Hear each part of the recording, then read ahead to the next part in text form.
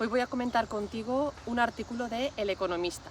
El artículo describe una crisis invisible que afecta, dice, a la Europa rica, marcada por la caída del PIB per cápita y la productividad en varios países europeos en 2023. Este fenómeno se atribuye a un aumento de la población debido a la inmigración, que ha reducido la productividad en el corto plazo.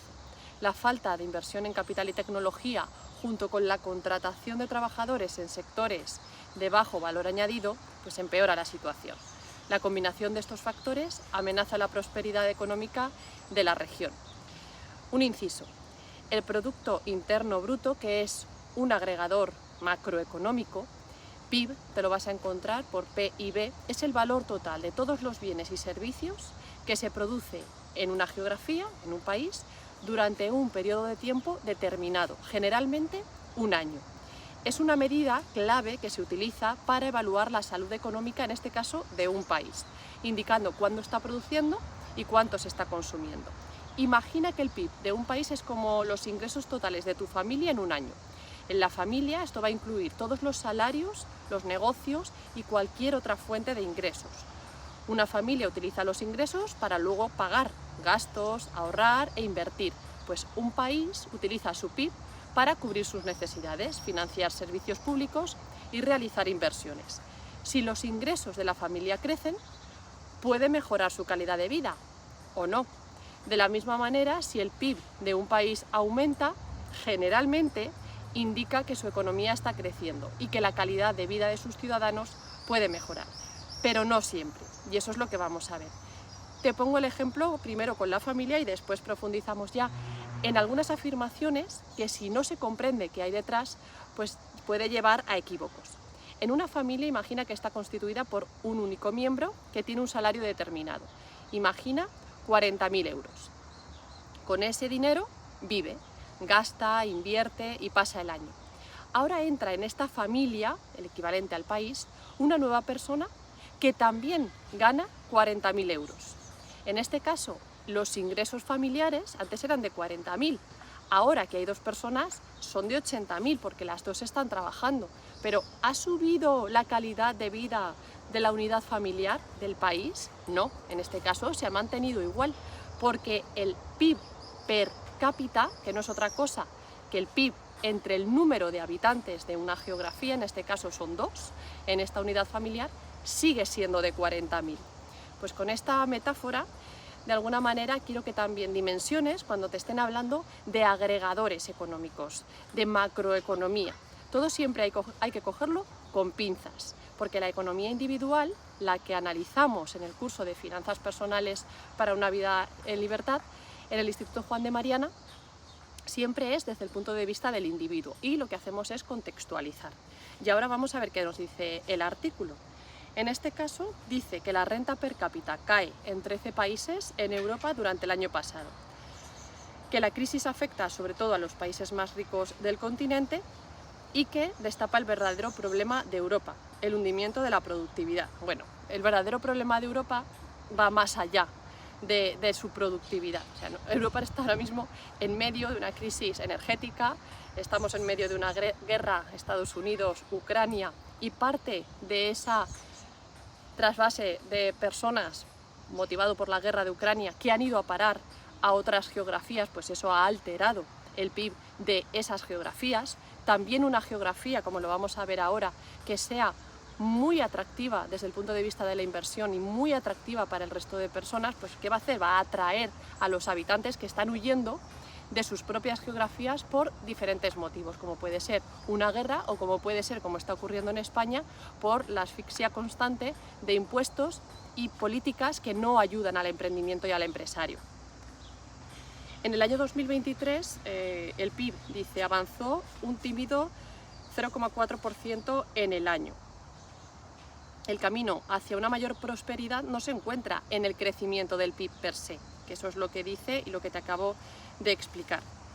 Cuando el crecimiento se debe a una expansión demográfica intensa, cada nueva persona que suma a una sociedad, si comienza a producir, que no todas producen, ayuda a incrementar el tamaño del PIB, de la misma manera que ha aumentado el PIB de esta unidad familiar. pero también es una persona más con la que repartir esa producción, de modo que sin aumentos de la productividad de cada empleado que produzca más, un mayor PIB a veces no se traduce en un crecimiento del PIB per cápita y por ende del pedazo de producción que pertenece a cada ciudadano. Y aquí los datos. Cuando se analiza el PIB per cápita de 13 países de la eurozona, incluyendo la eurozona, tendríamos Irlanda, Estonia, Luxemburgo, Lituania, Austria, Finlandia, Noruega, Alemania, Países Bajos, Suecia, República Checa, Suiza, que pese al fuerte crecimiento de los países del sur, sufre una corrección del PIB per cápita del 0,1% en 2023. Y aquí, bueno, compartiré la imagen, seguramente en el vídeo la ponga al principio del vídeo, entonces la habrás visto al principio, en el que Irlanda pone crecimiento anual de la población en porcentaje. Irlanda ha crecido un 4,18%, luego Chequia, Estonia y Luxemburgo. La explicación a este fenómeno es relativamente sencilla. El incremento de la población en estos países, producto de la intensa llegada de extranjeros, ha aplastado el PIB per cápita, que no es otra cosa que la dimensión del PIB agregado entre el número de habitantes de esa geografía. Aunque se ha logrado incorporar al mercado laboral a buena parte de toda esta nueva población, algo que es positivo, su impacto en la productividad es negativo. Esto se puede explicar por los perfiles y su cualificación, que han llegado desde otros países a la Europa rica. Y esto entonces lo que hace es, bueno, por un lado, los refugiados de la guerra de Ucrania y de otras zonas de conflicto, y lleva a que los países más avanzados sean menos ricos hoy en términos estadísticos. Un ejemplo esclarecedor es el de Irlanda, cuyo PIB per cápita se ha desplomado un 6,5%. Pasa relativamente desapercibida y hay que irse al 2018 para encontrar algo similar.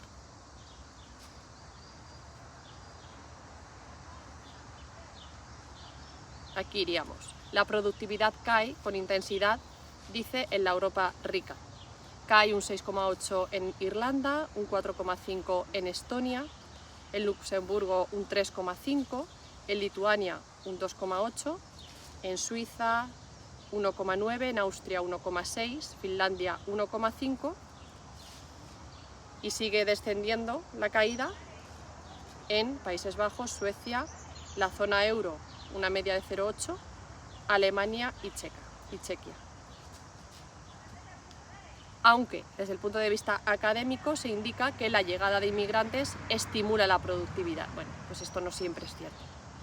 Las últimas oleadas podrían haber tenido el impacto opuesto, al menos a corto plazo, ya que estos perfiles suelen ocupar puestos de trabajo en los sectores de menor valor añadido y productividad.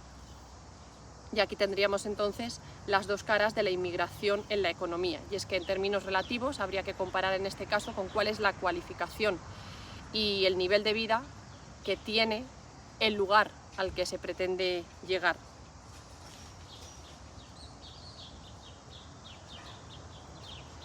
En solo 8 años, del 2000 al 2008, la población inmigrante llegó a superar los 6 millones de personas.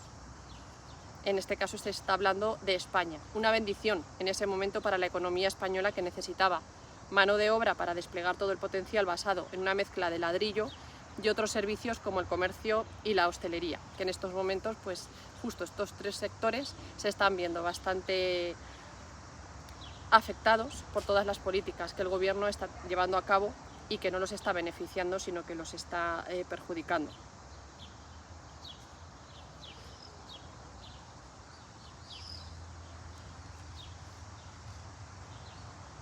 La productividad cae con intensidad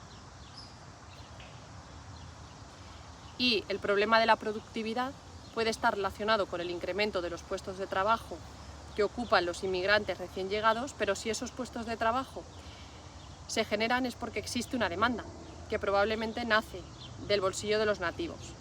Que haya más camareros, repartidores y cuidadores de ancianos rebaja la productividad media. pero esos empleos se generan porque cada vez más demandamos hostelería, paquetería y cuidados personales para nuestros mayores.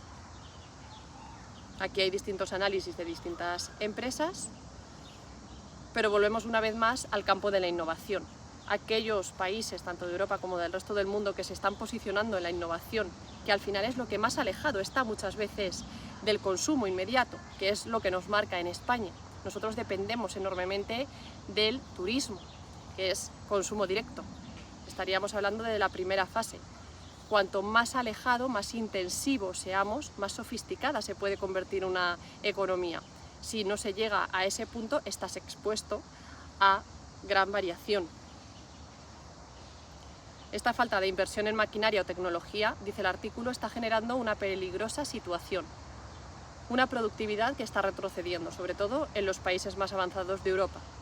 Esta preocupación que ha llegado al Banco Central Europeo buscando posibles explicaciones a la caída de la productividad en la zona euro. Aunque no lo hacen de forma directa y abierta, el BCE también deja entrever que la intensa entrada de población extranjera ha podido influir en la productividad de la región. En medio del riesgo de enfrentarse a una grave escasez de mano de obra, las empresas contrataron a gran parte de los trabajadores adicionales disponibles, a pesar de que esto ha ocurrido durante una época de baja actividad económica generalizada.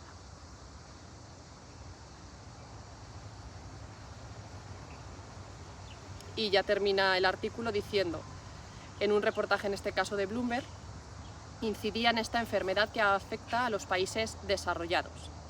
Esa falta de inversión en capital, combinada con el hecho de que las empresas se centran más bien en ampliar la fuerza laboral debido a los costes laborales más baratos, bueno, eso será hasta antes de la imposición que se pretende aquí en España de reducir el número de horas, por supuesto, sin haber contado con el sector empresa y sin un acompañamiento del aumento de la productividad, pues esto va a repercutir en unos mayores costes laborales. Así que esto de los costes laborales más baratos, dependiendo de en qué geografía y en qué sector, porque efectivamente hay sectores que sí que pueden soportar 37,5 horas de horario semanal, pero no todos los sectores en igualdad de condiciones, estoy hablando de salario. Esto al final va a repercutir en mayores despidos. Termino, ha reducido la productividad. Sin productividad no hay prosperidad.